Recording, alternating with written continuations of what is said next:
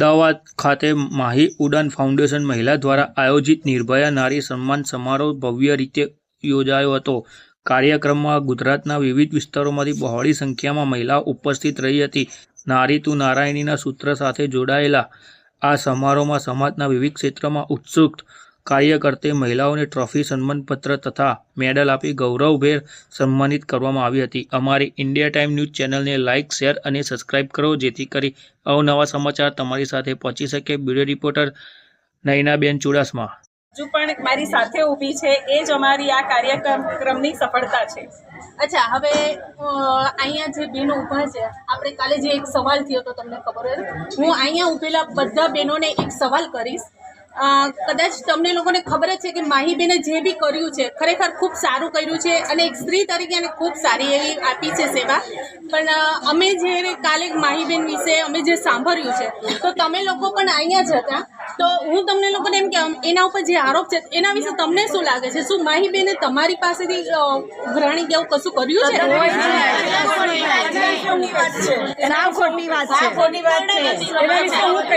આવી જાઓ, હું એટલું કહીશ કે આ જે કાર્યક્રમની જે શરૂઆત થઈ, બરાબર છે, તો આ કાર્યક્રમની શરૂઆત માહીબા દ્વારા થઈ હતી। અમે એકબીજાની જોડે વિચારો શેર કર્યા હતા અને આ કાર્યક્રમની શરૂઆત કરી હતી। પણ આ કાર્યક્રમની અંદર મારી જોડે પૈસા માગવામાં આવ્યા હતા ઈવાબેન પટેલ દ્વારા।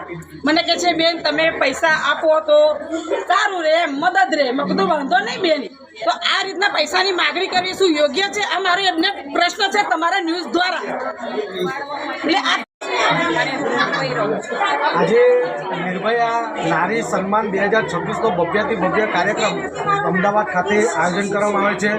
વિવિધ સ્ટેટમાંથી, વિવિધ શહેરોમાંથી, વિવિધ ગામોમાંથી, વિદેશથી પણ મોટી સંખ્યામાં મહિલાઓ ઉપસ્થિત રહી છે અને આજે નારી સન્માનના કાર્યક્રમની અંદર અનેક મહાનુભાવોની ઉપસ્થિત પગભેર નથી, તેમને બધી બહેનોને પગભેર કરીશું અને તે પણ એવું નહીં, અમે બધી બહેનો એકબીજાનો સાથ સહકાર આપીને અમે પગભેર થઈશું।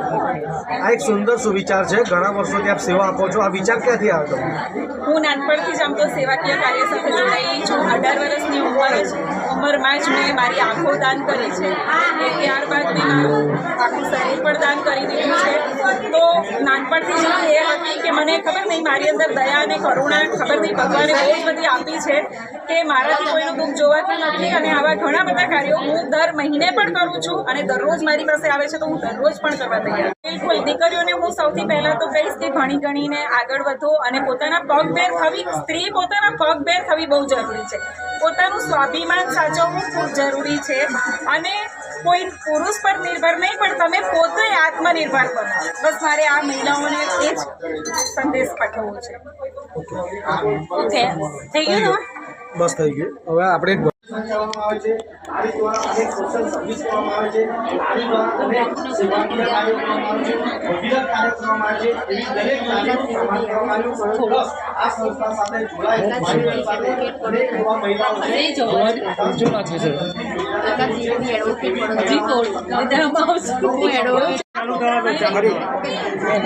નમસ્તે, મારું નામ છે કલ્પનાબેન જાદવ। હું પંચમહાલ ગોધરાથી આવું છું। મહિલા વાળ કચેરી અંતર્ગત સખી વન સ્ટોપ સેન્ટરમાં કેન્દ્ર સંચાલક તરીકે મહિલાઓ પર કામ કરીએ છીએ। અમારે ત્યાં હિંસાથી પીડિત મહિલાઓ આવે છે, મિસિંગ કેસ પણ આવે છે, અસ્થિર મગજની બહેનો આવે છે અને માનસિક ત્રાસ જે સાસરીમાં પણ અપાય છે, પિયરમાં પણ અપાય છે, તે દરેક પ્રકારની મહિલાઓ આવે છે। આજરોજ નિર્ભયા નારી સન્માન સમારોહ 2026 અંતર્ગત ઇતિહાસમાં ભારતમાં પહેલીવાર આવી રીતે માહીબા દ્વારા અહીંયા આયોજન થયેલ છે। બનાવમાં પણ ઘણું બધું બની ગયું, એમને બદનામ કરવાના ઘણા બધા પ્રયાસો થયા, છતાં પણ એક રાજપૂતાની તરીકે જે એમને આજે જીવંત ઉદાહરણ પૂરું પાડ્યું છે, ખરેખર અમારા માટે અમને સન્માન કર્યા અને અમારા માટે પણ બહુ ગૌરવની વાત છે। અમે તેમનો ખૂબ ખૂબ આભાર વ્યક્ત કરીએ। ઓકે, માહિતી આપણે કહેવામાં આવે છે કે કાલે તમારે જે ફંક્શનને આગલા દિવસે તમારી આપણે અહીંયા જોઈ શકીએ છીએ કે અહીંયા બહેનો જે માહીબેન ઉપર આરોપ મૂક્યો હતો, એ આજ તમને જાણવા મળે છે કે માહીબેન ખરેખર સેવાભાવી છે અને હજી એ આગળ પણ કરવા માગે છે અને આપણે એને દુઆ કરી કે હંમેશા ખૂબ ખૂબ ખૂબ આગળ વધે અને લોકોની કરે। નિસ્વાર્થ કામ કરી માહીબેન તું આગે बढ़ो, हम तुम्हारे साथ हैं। સેવાકીય કાર્યો આ ગ્રુપ દ્વારા કરવામાં આવે છે. આવનાર સમયમાં શું આયોજન છે? આવ્યા અને આ કાર્યક્રમને બધાએ ખૂબ સારી રીતે માણ્યો.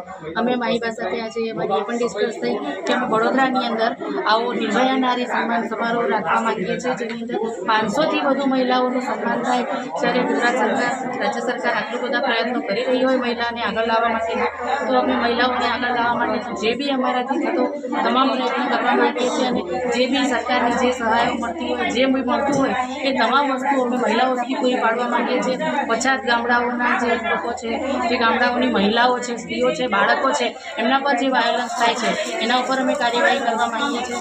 અને અમારા જેટલા બધા આજે આટલી બધી 100થી વધુ મહિલાઓ ભેગી થઈ છે અને આ તમામ મહિલાઓને સાથે રાખીને અને ગુજરાત રાજ્યની તમામ મહિલાઓ ભેગી કરી, સર્વ મહિલાઓને સાથે રાખી અને અમે આ બધા તમામ કાર્યક્રમો પૂર્ણ કરવા માંગીએ છીએ. અને આવા જે કાર્યક્રમો થાય અને મહિલાઓનું સન્માન થાય એવા તમામ કાર્યક્રમો અમે કરતા રહીશું. અને માઈ બાનો જે આજનો જે પ્રોગ્રામ છે એના માટે અમે એમનો ખૂબ ખૂબ આભાર વ્યક્ત કરીએ. આનો શ્રેય કાર્યક્રમનો સૌથી પહેલાં તો હું અહીંયા ઉપસ્થિત મહાનુભાવોને આપીશ. ત્યારબાદ જે બહેનો અહીંયા નિર્ભય થઈને આવી છે તે તમામ બહેનોને આપીશ, કેમ કે એ આવી છે તો જ આ કાર્યક્રમ સક્સેસ થયો છે. અમે તો આવ્યા જ હતા એમની માટે, પરંતુ બહેનો આવી એ પણ અમારા માટે ખૂબ કહેવાય ને કે સન્માનની વાત છે. અને આ નિર્ભયા નારી સન્માન એક કોઈ એવો સન્માન નથી કે કોઈ પૈસાથી લઈને આપણે પૈસા લઈને આપ્યો છે. આ એક સન્માન તેઓના સંઘર્ષ અને તેઓની નિર્ભયતાને મળ્યો છે અને એને નિર્ભયતાને આપ્યો છે આપણે. તો અહીંયા દરેક નારી સન્માનીય છે અને તેના માટે આ નિર્ભયા નારી સન્માન આજે સક્ષમ અને પાર પાડ્યું છે બધી બહેનો થકી. અને બધો નાની ઉંમરથી લઈને મોટા થાય ત્યાં સુધી દરેક સ્ત્રી સાથે વાયોલેન્સથી પીડિત તે સ્ત્રી હોય છે. અને પહેલી વાર માઈ બાએ આવી રીતે સ્ત્રી માટે આવું વિચારીને અમને આવી રીતે સન્માનિત કર્યા. અમે તેમનો ખૂબ ખૂબ આભાર વ્યક્ત કરીએ છીએ. ગમે ત્યારે એમને જરૂર પડશે અમે એમની તાકાત બનીશું અને એમને મદદ કરીશું. Thank you so much. Registration એટલા માટે અને એ પણ રજીસ્ટ્રેશન બી એટલા માટે વ્યવસ્થાના ભાગરૂપે કે ભાઈ બારથી આવી, હું મહારાષ્ટ્રથી આવી છું, બોમ્બેથી આવી છે, અલગ અલગ સ્ટેટથી બહેનો આવી છે. તો હવે આજે આપણે બેન્કેટ ખોલીને આ બધું રેડ કરી છે, વ્યવસ્થા કરેલી છે. તો પછી જો અગર સંખ્યા ના આવે તો એ બધું વેસ્ટ જાય અને સંખ્યા આવે તો વ્યવસ્થા ન જાય. તમને શું લાગે છે કે તમે એમાંથી કેવી રીતે ઉભરા, તમારે એના માટે શું કહેવું છે? એ વિષય પર મારે બોલવું, હું એ વિષય પર નિશબ્દ છું. મેં કહી શકીશ નહીં, કેમ કે મારી ઉપર જે વીત્યું છે અને મને જે હેરાનગત કરવામાં આવી છે, પરંતુ બધી બહેનો અને મારા ભાઈઓના સપોર્ટથી મારું એક ફેમિલી ગ્રુપ છે કે જેની અંદર અમે 26 મેમ્બર છીએ અને એ બધાના સાથ સહકારથી હું એમાંથી બહાર નીકળી છું. એ પરિસ્થિતિમાંથી આપ પણ અમારી સાથે હતા જ, પત્રકારો પણ હતા. એટલે એ વિષય ઉપર હું વધારે કંઈ બોલીશ નહીં. પણ આજે જે ભગવાન આપણી સાથે છે, સચ્ચાઈની જીત થાય છે એવું કહેવાય છે અને સચ્ચાઈની જીત થઈ છે અને આ કાર્યક્રમ ખૂબ સારો સંપન્ન થયો છે. અચ્છા માઈ બેન, આજે કાલ કરતાં આપણે જે તમને કાલે જે હતું, આજે તમે જે કાલ વિશે આજ વિશે ધાર્યું નહોતું એનાથી સારું થયું છે કે તમને શું અનુભવ કરો? મારી